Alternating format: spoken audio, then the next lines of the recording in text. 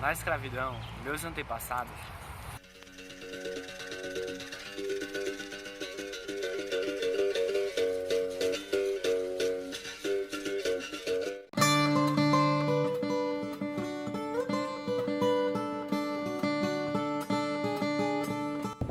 Olá, no Resquício da Escravidão de hoje nós vamos falar sobre a escravização negra em terras potiguares, mais precisamente em Natal. A população da colônia no Rio Grande do Norte, a maioria era de brancos, porque aqui existiam poucos escravos. Falar sobre a escravidão africana no Rio Grande do Norte é falar também sobre a negligenciação na preservação dos seus documentos históricos. Infelizmente, não há muitos registros documentados daquela época, apesar da presença negra ter sido significativa no estado. Os escravos chegam no Rio Grande do Norte, os primeiros escravos eles chegam em seguida logo à conquista da capitania. Alguns escravos ficam trabalhando em serviços, inclusive na própria construção do forte, junto com portugueses brancos e índios que tinham sido pacificados ou dominados pelos portugueses e aldeados, como eram os potiguares, na chamada Guerra da Conquista, ou na Guerra da Reconquista, porque os franceses já estavam aqui antes dos portugueses chegarem. E esses escravos são um número muito baixo.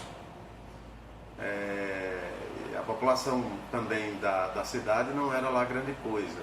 Há dados, por exemplo, o Câmara Cascudo fala que em 1628 Natal tinha, era uma cidade quase deserta, tinha poucas edificações, a maioria edificações muito precárias.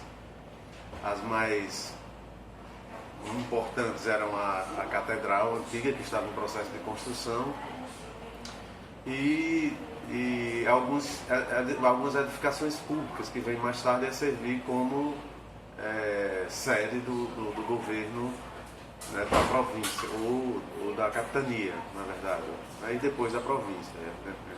Então, esses escravos eles vieram com os portugueses, eram muito poucos. E eles vão aumentar de número na medida em que aqui começa a se consolidar a colonização aqui na capitania, sobretudo quando começa a se desenvolver a produção da cana-de-açúcar, que foi no engenho de Cunhaú, o principal, o engenho de Uruaçu, que é aqui perto de Macaíba, e o engenho de Cunhaú, que é perto de Goianinha, por aquela região ali, que foram os principais centros produtores de açúcar no Rio Grande do Norte. No entanto, essa produção foi sempre uma produção muito incipiente de açúcar, se comparada sobretudo à produção açucareira de Pernambuco, da Bahia, a gente tinha só esses dois centros produtores de açúcar no início da colonização e um número de escravos que atendia a essa produção, essa baixa produção. Além disso, havia os escravos chamados escravos urbanos, que eram escravos que serviam em casas de senhores que moravam nas cidades e nas vilas. Então, mas no início sempre foi muito pouco. No Rio Grande do Norte, em função dessa pouca atividade econômica voltada para a agricultura da cana-de-açúcar. Além de não haver muitos registros documentados, as escolas não dão devida atenção às informações que se tem, talvez pela escassez de material didático. Então, no episódio de hoje, nós vamos atrás de resquícios da escravidão em terras natalenses. Como vocês podem ver, estamos dentro da igreja Nossa Senhora do Rosário dos Pretos, um dos maiores símbolos da escravidão dessas terras. A igreja é o segundo templo religioso mais antigo da cidade de Natal, datando início do século XVIII. Ela encontra-se localizada no bairro Cidade Alta. Segundo o historiador Câmara Cascudo, a capela foi construída pelos escravos, de costas para a cidade e para sua própria catequização em 1714, e por muito tempo só podia ser frequentada por negros. A história de fé também é longa, e está contada nesses quadros, que mostram a linha do tempo da igreja.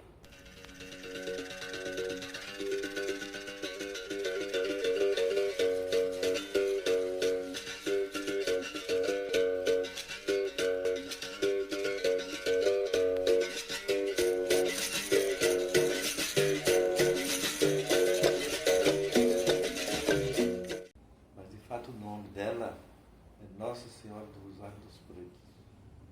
Por quê? Porque eles vinham da África, eram os negros e os pretos da África. Eles tinham as brigas deles, né? E depois da briga, que ainda hoje existe a mesma coisa, né? Lá na África, aquele que perdia a batalha se tornava escravo de quem venceu. Aí eles não ficaram mais na cidade, sendo escravos.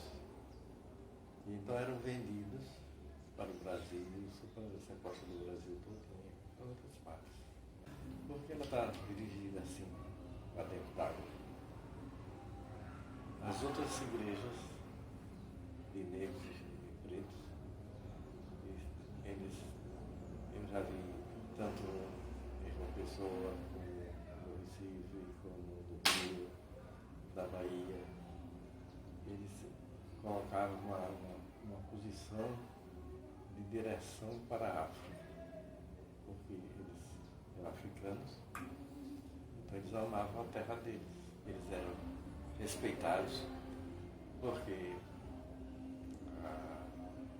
o senador do Rio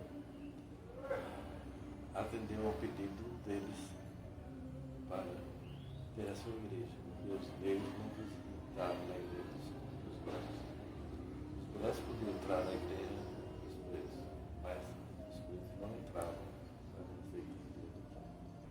Atualmente, aos domingos, a igreja ainda conta com a tradição da celebração da missa em latim e do celebrante de costas para a Assembleia, simbolizando a missa tridentina, com a liturgia da missa do rito romano, conforme costumes daquela época. Mas tem uma lenda que diz que foram enterrados ali, os alicerces ali mais ou menos, dos ossos, não tinha se acabado nunca. O Instituto Histórico e Geográfico do Rio Grande do Norte, também situado na parte alta da cidade natalense, no bairro da Ribeira, conta com um acervo colonial histórico do estado. Lá é encontrado objetos que eram utilizados para punir os escravos nessas terras. Aqui se reproduziu, como em qualquer lugar, se reproduziu a mesma, o mesmo método, digamos assim, de extração da força de trabalho dos escravos através da violência, tanto da violência física como da violência psíquica, não é? Há alguns autores aí que falam que aqui, o próprio Câmara Cascudo fala que aqui não havia esses maltratos, mas assim há notícias, por exemplo, de negros fugidos por conta de maltratos e alguns, inclusive, chegaram a ser notícias de jornal, botaram como é que se diz, aqueles anúncios de jornais para recapturar esses negros, não é?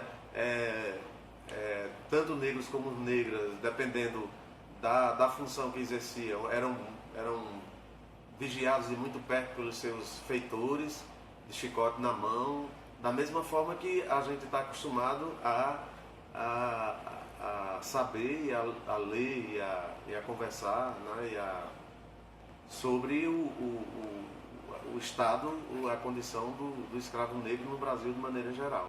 O Instituto conta com um acervo de fontes documentais de manifestações políticas, culturais, religiosas e individuais, tanto dos portugueses quanto de outros povos que por aqui passaram. Partindo de Natal, fomos ao município de Parnamirim, mais precisamente no bairro de Vida Nova, atrás de mais resquícios deixados pelos escravos no período colonial.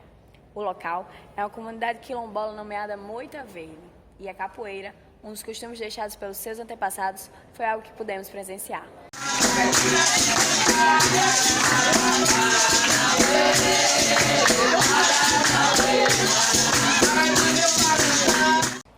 Então a grande população de escravos, essa grande população de escravos, se é que a gente pode chamar ela de grande população de escravos, do Rio Grande do Norte, ela se situa mais ou menos aí entre 1830 e 1870.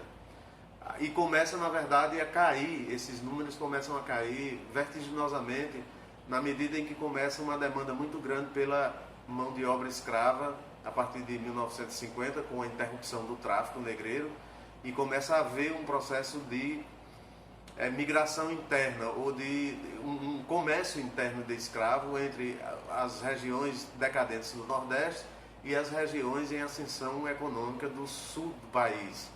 No caso, por exemplo, São Paulo, Minas Gerais, que eram produtores de café, não é? Então, Rio de Janeiro. Então, boa parte desses escravos começam a ser vendidos e a população escravocrata brasileira, a população de escravo norte-rio-grandense, aliás, ela cai vertiginosamente, a ponto, por exemplo, de praticamente ficar números bem insignificantes, porque cai também a produção açucareira, apesar de não desaparecer, né? Mas cai também significativamente. Ainda no século XIX, outros engenhos eles vão começar a funcionar, muitos engenhos vão começar a funcionar na região canavieira de Ceará-Mirim. E ali também se concentra um bom número de escravos, e esses escravos, eles, na medida em que essa atividade ela decai, começa o processo também de luta pela libertação, esses escravos começam a fugir, a se aquilombar. Hoje a gente tem alguns quilombos no Rio Grande do Norte, e depois vem a abolição da escravidão. Parte desses escravos abandonam o eito, abandonam essa produção e vão para as periferias das cidades. Isso também acontece aqui no Rio Grande do Norte, não é? As periferias das cidades e principalmente locais muito recônditos no interior, tem comunidades negras, por exemplo, que ou se aquilombaram ou depois da abolição preferiram arriscar a vida em comunidades, né? E com a abolição, alguns, um ou outro, ficam ainda na atividade açucareira como assalariados ou subassalariados, vivendo uma situação muito parecida com a de escravo, quando eles eram escravos nesses locais de trabalho, nesses locais de produção. No Rio Grande do Norte, existem algumas comunidades quilombolas que lutam para ter o direito às suas terras e viverem de forma digna, como é o caso dos quilombolas de Moita Verde, que apresentam dificuldades diversas, inclusive relativas ao acesso à saúde e à educação. Por isso, na tentativa de melhorar a qualidade de vida da população local, existe na comunidade uma associação que, junto ao poder público, anseia a construção de casas, pavimentação e drenagem na região onde moram. Como é que você disse que não teve escravos se... Nesse período que eu citei aqui, os censos mostram que havia cerca de 18 mil, uma população de 18 mil escravos aqui. Ora, 18 mil escravos na população de 400 mil habitantes na província, certamente não é como na Bahia e como em Pernambuco, como no Rio de Janeiro. Não é assim, a proporcionalidade é muito diferente. Mas é uma população extremamente significativa, né, e que merece ser... estudado de maneira um pouco mais diferente. A gente merece olhar para essa história de maneira diferenciada. Na verdade, é uma ausência muito grande de documentos, né? Há poucos documentos que atestem tanto como era esse cotidiano do escravo, mas uma outra coisa começa a aparecer nos cartórios, nos jornais, e os historiadores vão remontando devagar, mas ainda é muito incipiente, de fato, a historiografia que trata sobre a escravidão no Rio Grande do Norte. Certamente porque esses escravos, a maioria, eles foram embora da província com aquela história da venda de escravos interna, do tráfico interno de escravos que houve com o fim do tráfico negreiro internacional. O Brasil aboliu a escravidão, mas o negro da senzala foi direto pra favela, virou um homem livre e foi pra prisão. Só que a tal da liberdade não entrou lá na cela, e a discriminação ainda é verde e amarela. É pra rir ou pra chorar.